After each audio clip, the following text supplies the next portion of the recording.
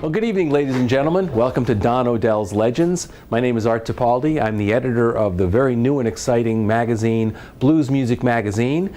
We have our premiere issue ready to hit the stands. You can find us at bluesmusicmagazine.com, so please come and check us out. And today we have one of the really bright stars in the music, triple threat, guitar player, singer, songwriter, quadruple threat, member of the great brand new supergroup, Royal Southern Brotherhood. Please welcome tonight Mike Zito. Mike, welcome to Don Odells again. Thank you, Art. Thank you. You were back here with Royal Southern back a year and a half ago. Yeah, we kind of cut our teeth here. That's right, that's right. So can you explain how's the dual career work for you?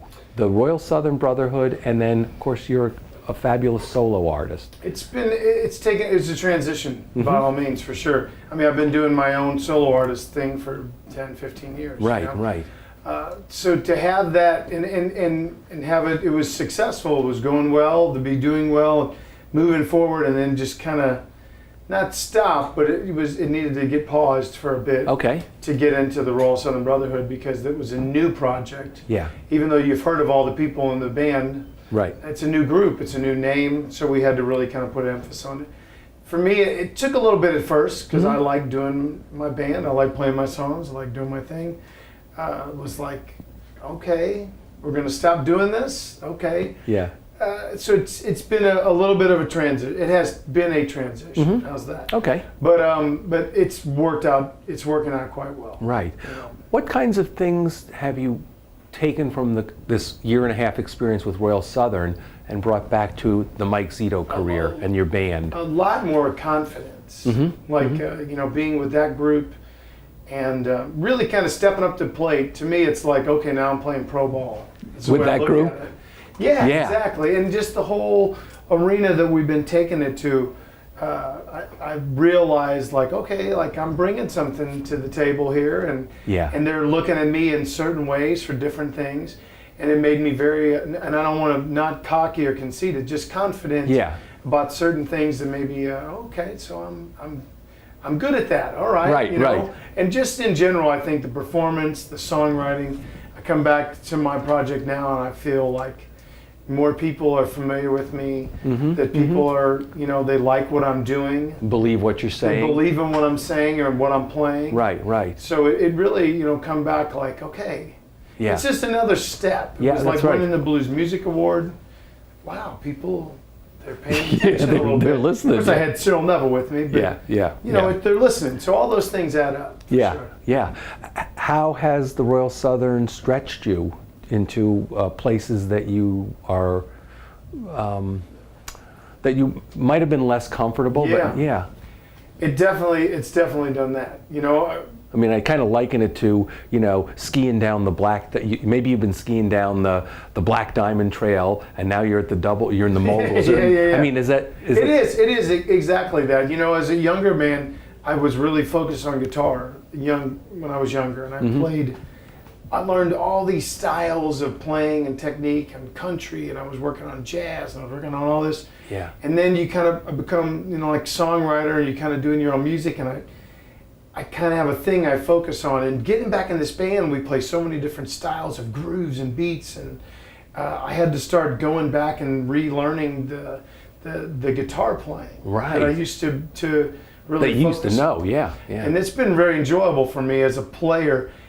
To get back into, it's not just what I do. It's different stuff. Like, I mean, I really wouldn't do. You know, a lot of the Brazilian stuff or the world. Yeah. It's just stuff I wouldn't bring into my own songwriting. Right. So it's been great. Yeah. It's really opened me up. Yeah. And you just said songwriting. You've partnered with Cyril Neville on that beautiful song that won you the award, the Blues Music Award for Song of the Year, Pearl River. Yeah. And you're writing with Cyril in Royal Southern Brotherhood also. Cyril has become like my main writing very partner. Cool. Yeah. We have written quite a few songs now. We wrote that song together. We wrote some other songs before. Then we wrote together for the Brotherhood record. We wrote 2 or 3 songs for his upcoming solo record. Okay. And then we wrote a song for my record. Your new one. That's right. Yeah. It's great. You know, I never had written many songs with anyone else ever really at all. Right. The first person I ever wrote a song with was Cyril Neville. That's amazing. That's amazing. Yeah, right? yeah. And it wins an award. And it wins an award. Right. So I have written songs now with other people, but Cyril and I it just works. Yeah. Like we just get along in many ways. You told me about one song on Royal Sun, and I forget which one it was, with a political message that, I think it's towards the end of the CD, that Cyril really made you see that song had a bigger universal appeal. Yeah, and it was probably New Horizons. Yes, yeah. That it had it. I mean, he has a way of. He's really gifted as a writer. He has a way of really getting a point across. Right. But he also knows how to make it more appealing. To a larger audience. Yeah. You know, so that they can have their own interpretation. Right.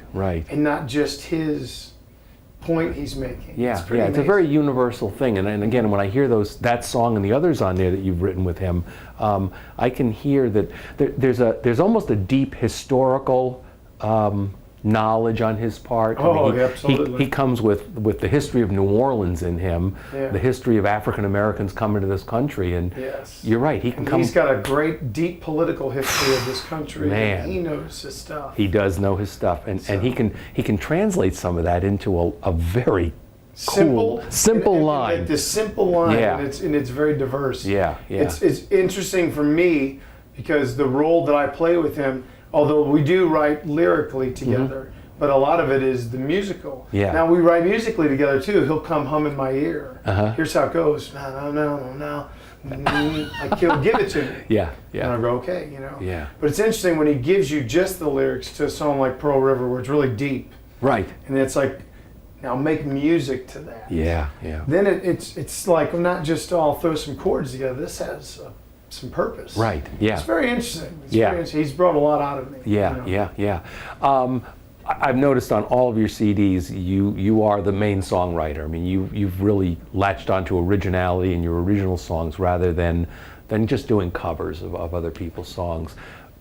How important is it as an artist for you to do your own music at this stage of your career? It's absolutely important. I mean, by all means, the way I'm looking at it right now is I've found a way that I'm comfortable sharing my experiences in song with people. Yeah. Or my stories, and I'm getting very comfortable with it. I like the sound that I'm getting. Yeah. Like I'm getting very comfortable with my voice and music, and it's definitely through my songs. Yeah. Now I will do some covers and we'll change them up or do our own version or whatever. Right. But to me right now, for a guy that most of the world's never heard of, let's just say. So I'm looking at if I can just keep making records. Yeah. I want to keep making records that have my songs, my stories, my experiences, my whatever. Right. Because it's the only thing that maybe could add up to something for me. Yeah. Later in life. Is to be, the guys I look up to like John Hyatt and Joe Ely, great songwriters, guys that you don't always know about. Their catalog has ended up catching up with them somewhere along the way. Yeah. And turning into covers for other people. Yeah. Now, those are my hopes and dreams. I think, well, I'll just keep writing my songs, put my music out. Right. I don't know that I ever expect to have a top 10 pop hit. Yeah.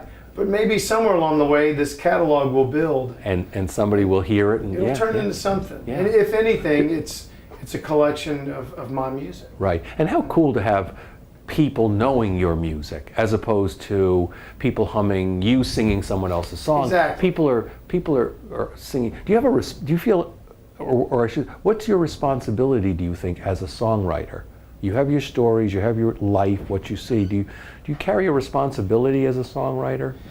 I definitely feel like there's a responsibility to being original, to having some kind of originality. Yeah.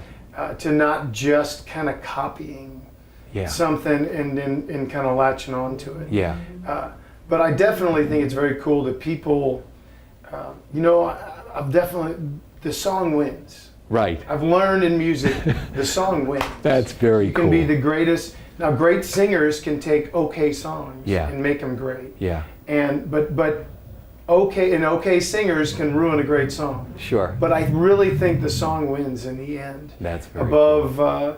the performance, or you're a great guitar player, or whatever. A good song wins. And for me, I'm not the greatest guitar player. I'm not the greatest singer. I feel I'm good at what I do. Right. But we get over with the song. That's very cool, Mike. You know? All right, now the song's the winner. Some people have said to me, the songs are like my children. Off they go. But I heard someone else say, no, the songs become my parent.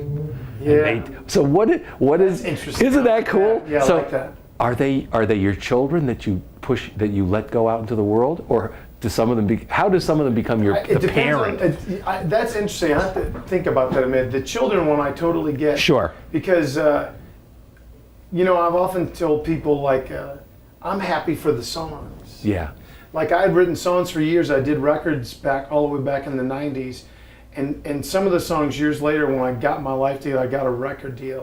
And I went and I was like, I want to record these songs I wrote 10 years ago because this is a really good song. Yeah.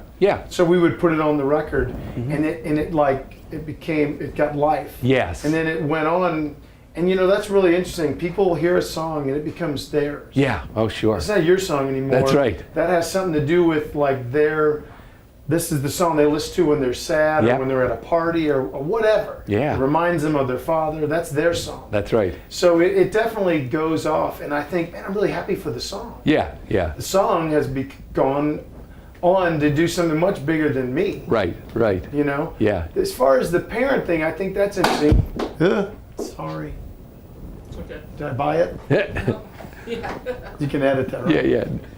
I think some of the songs, I think 5 years later, wow, if we would have recorded it now, it's really turned into something amazing. Yeah. But I think that's with any song. Yeah. But there are some songs that I know, like Pearl River. Right. Is this song that I know, this song needs to be performed. Yes. The way it was written. Yeah.